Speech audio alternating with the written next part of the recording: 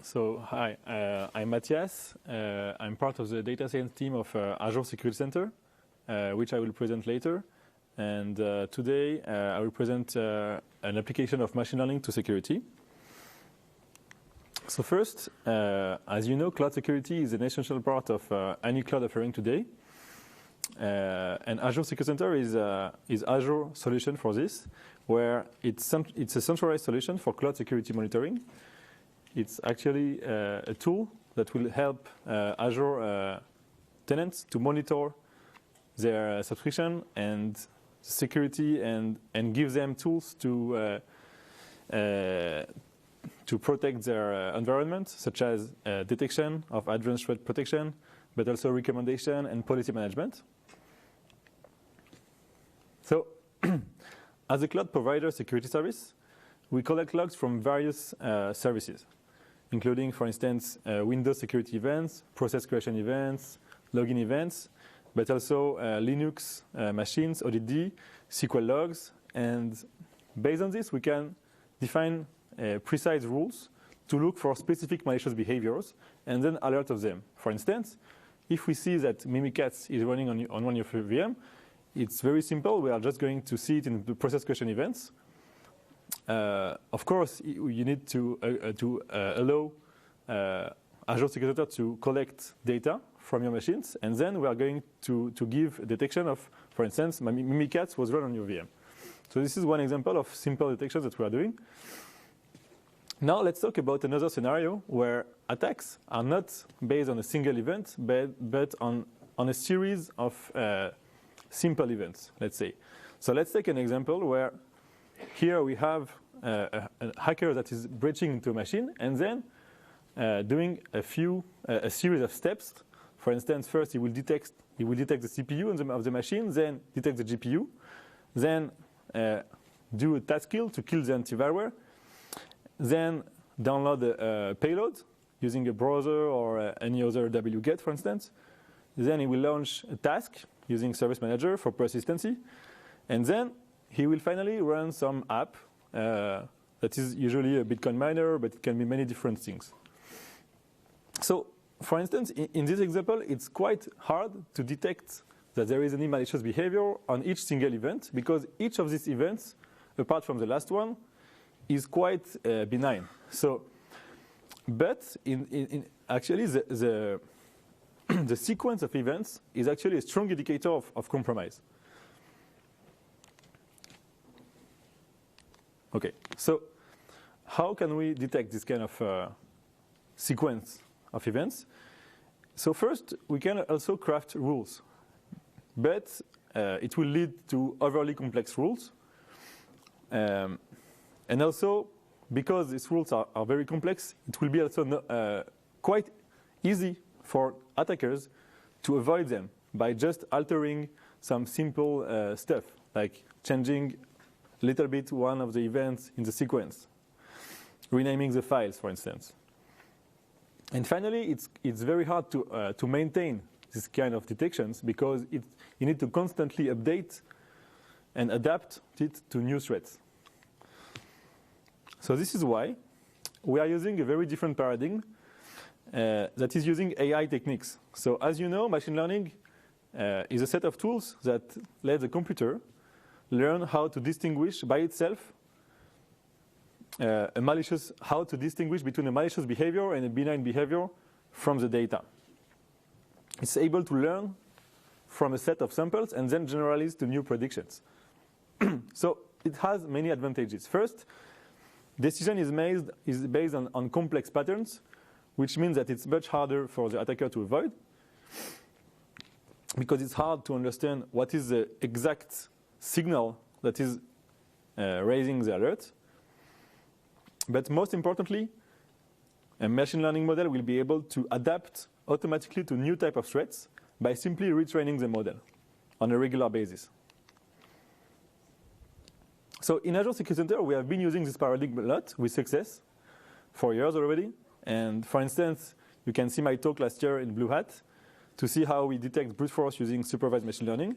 But we also do all kinds of steps. For instance, we give personalized recommendations for adaptive prevention based on user historical data, and you can see a blog post about it. So why does it work so well? One of the main reasons is that as a cloud provider, we have a really privileged position in this domain because we have a wide view of the attack surface. We have tons of customers being attacked every day, which gives us tons of data and the ability to understand in detail the attacks with the data collection that we have. And also we have a large security experience in Microsoft. So now how to apply this paradigm to our problem, which is to take logs and to make it as to make a detection out of it in security logs. So in order to do this, we thought of a similar problem, which is in a completely different domain.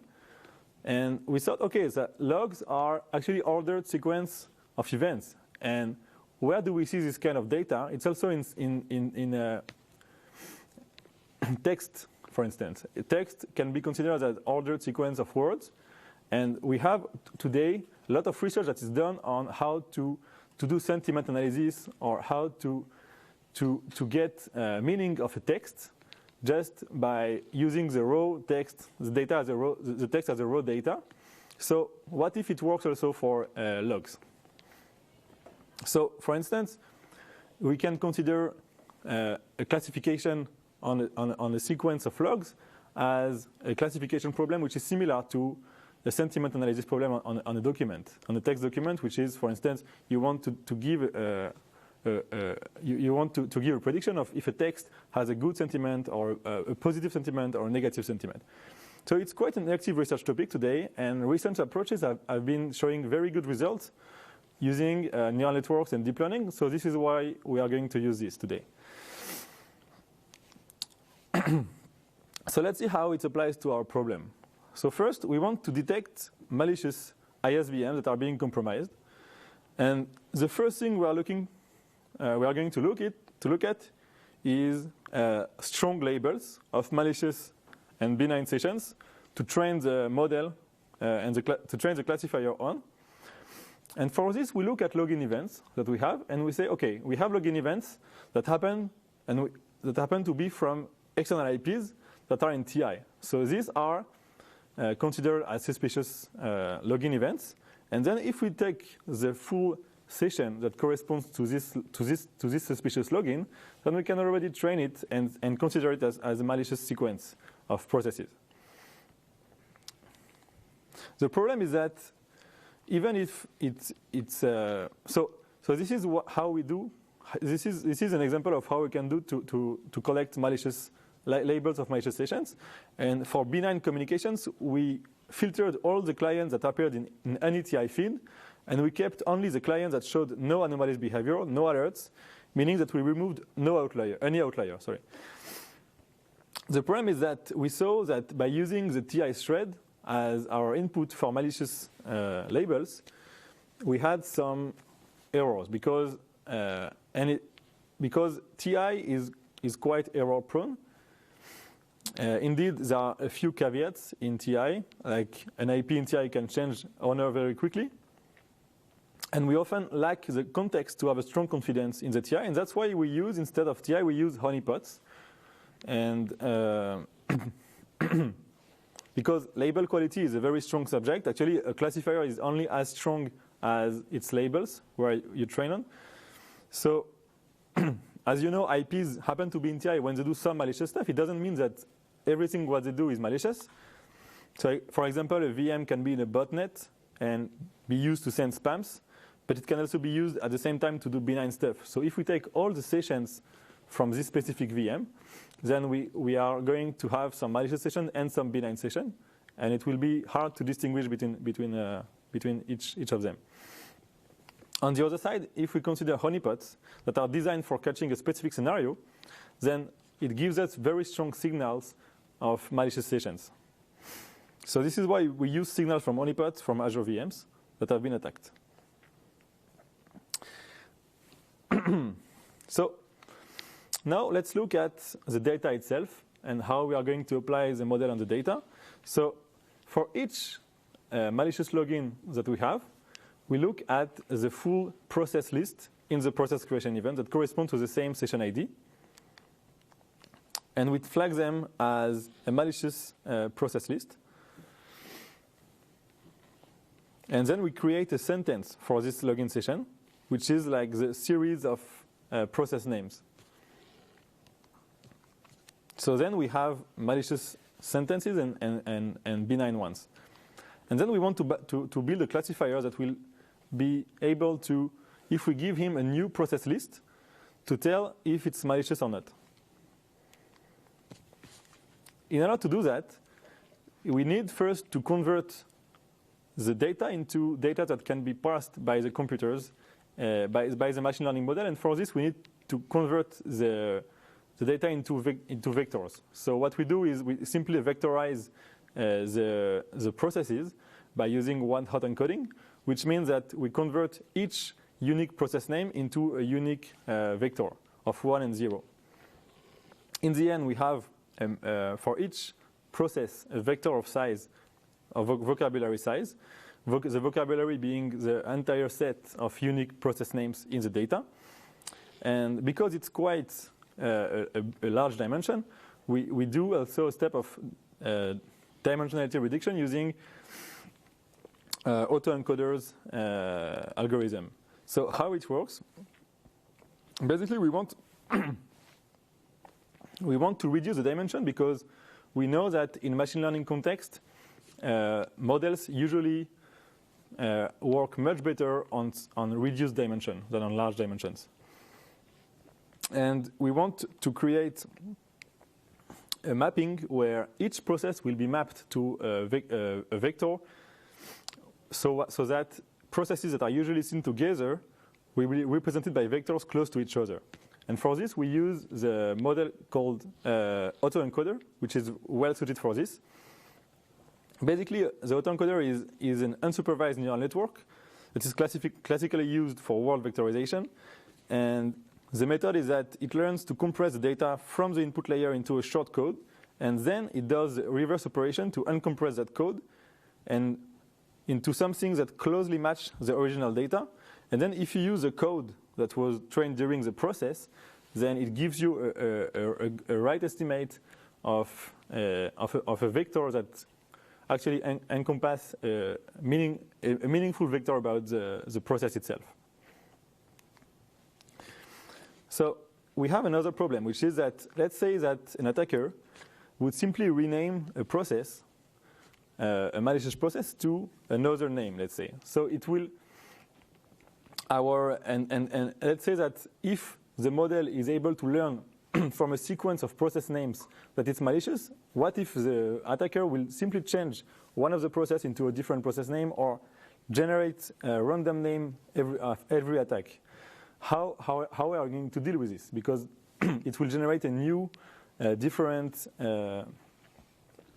sequence of processes every time, and then the model won't be able to learn from it. So what we do is that we map each different rare process to the same ID. So each different, so it will basically consider each rare process to like if it was the same process.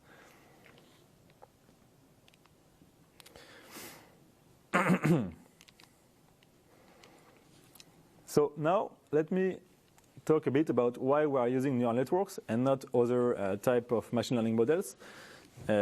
Actually, we consider neural network in this problem because they are well suited for this type of data, which is raw data that hasn't been gone through a step of feature engineering. So usually in many contexts of machine learning pipelines, when you want to build a classifier, you are first going to build meaningful features, and this is something we wanted to avoid in this problem. So that the strong advantage is that the method here will be able to quickly adapt to any type of logs because it simply use the raw data. And also neural networks are well suited for this problem because even though they are quite expensive to train, they are usually using a lot of GPUs and computation to train the model. But after the model is trained, it's very fast to give predictions on new data, which means that for us it makes sense because we want to be able to give predictions in near real time on millions of machines. So now let's talk about the neural network itself. So a neural network is composed is composed of a series of layers and nodes that is called the architecture of the network. And each layer and each node is actually like a different function. So you can consider a neural network as a succession of as a sequence of linear functions and nonlinear functions, and the combination of these functions that are applied on the data actually make it able to learn very complex patterns in the data. So here we use an architecture that is usually used for sentiment analysis, because as we said earlier, this is the problem that we consider that it's most similar to our problem. And I will go a little bit into details about why the network works well for this specific problem. So the network that we're using is called convolutional neural networks because it actually includes convolution layers. And these layers, what they actually do is that they generate intermediate features on sliding windows of processes independently on their location, on their exact location in the sequence, which means that if the malicious sequence of events is happening at the beginning of the session or at the end of the session or in the middle of the session, it won't impact the results of the prediction, right? So this is why it's very strong in our context, because it gives us invariance by translation. So I will go a bit over like the few other steps into building the network. So very quickly, we are adding another layer, which is called the max pooling layer, that is actually used to obtain the maximum value of each different result of the convolutional layers. And then eventually, these features are passed to a fully connected layer that gives the final output, which is a probability of the sequence of being malicious. And we also add a dropout layer just before the fully connected layer for regularization purpose.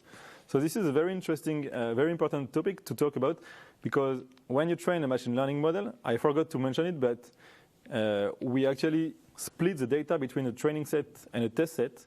And we want to make sure that when we train the data, it will be able to generalize well to new samples. And this is why we use techniques such as regularization to make sure that this has the correct behavior.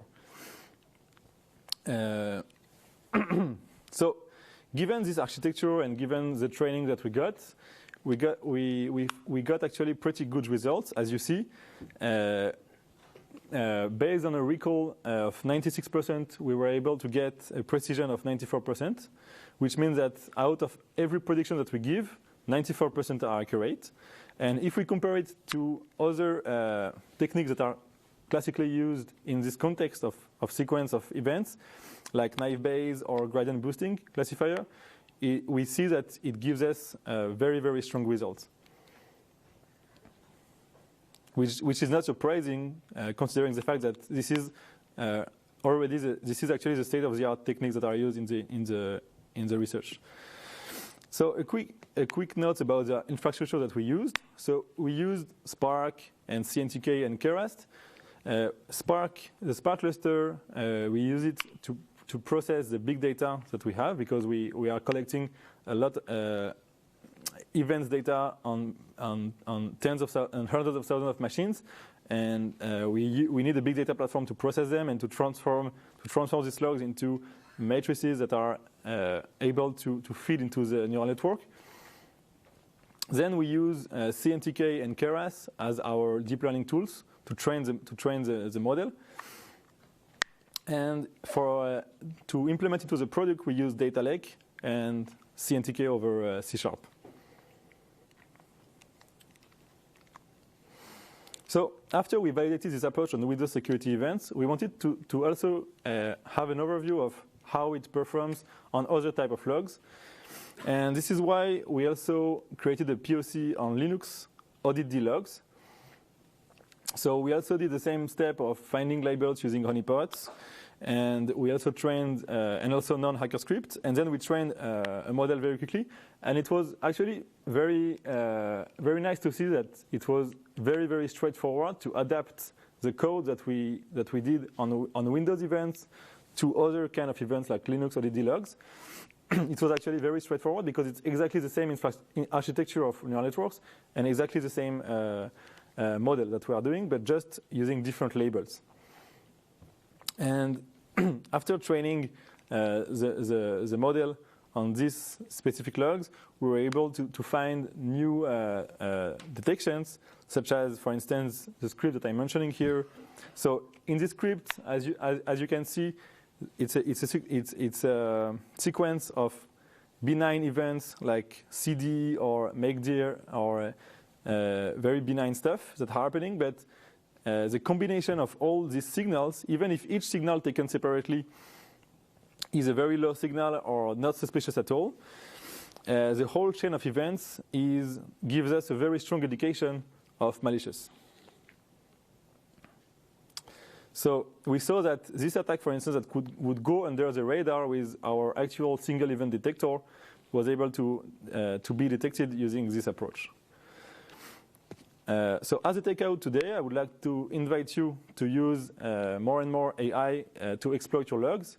I think that this is techniques that are being used already in many domains and giving great results, and there is no reason why it wouldn't be used and helpful in security. So in order to do this, you will have to go through the process of collecting high-quality labels. And for this, I mentioned the honeypots that can give very strong labels, but you can also use feedbacks from customers.